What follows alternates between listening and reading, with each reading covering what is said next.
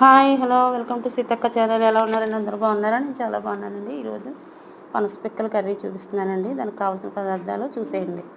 తయారు చేసే విధానం: స్టవ్ వెలిగించండి, బాండీ పెట్టుకుని దాంట్లో కొంచెం ఆయిల్ వేసుకున్నానండి. నేను 3 స్పూన్ల ఆయిల్ వేసానండి.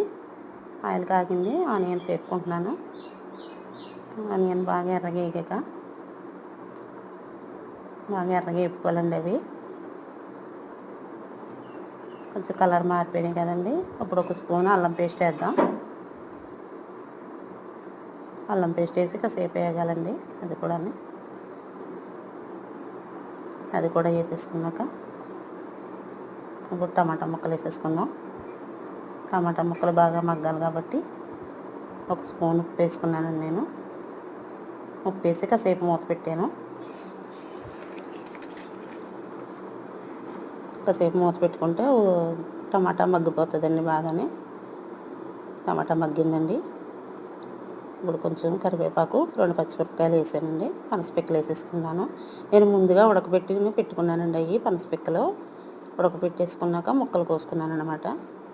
ఇప్పుడు ఇది కూడా బాగా మగ్గిపోయిందండి. ఇందులో ఇప్పుడు మనం కారం వేసుకుందాం. నేను 1 స్పూన్ కారం వేస్తున్నానండి. 1 చిటికెడు పసుపు వేసాను. 2 బాగా కలుపుకునండి. కొంతసేపు మూత పెట్టుకుందాం. మళ్ళీ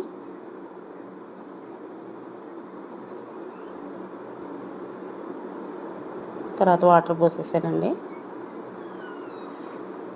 ఇది బాగా దగ్గర పడేదాకా ఉడికించుకుందాం. కొంచెం కొత్తిమీర జల్లుకుని. మీకు కనుక నచ్చితే కనుక ఇలా చేసి చూడండి. మీకు ఎలా కుదిరిందో నాకు కామెంట్ బాక్స్లో కామెంట్ పెట్టండి.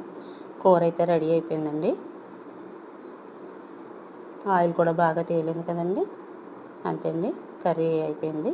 మీకు నచ్చితే కనుక లైక్ చేయండి, షేర్ చేయండి, సబ్స్క్రైబ్ చేసుకోండి ఫ్రెండ్స్. చూసి వెళ్ళిపోకండి, సబ్స్క్రైబ్ చేసుకోండి. Thank you.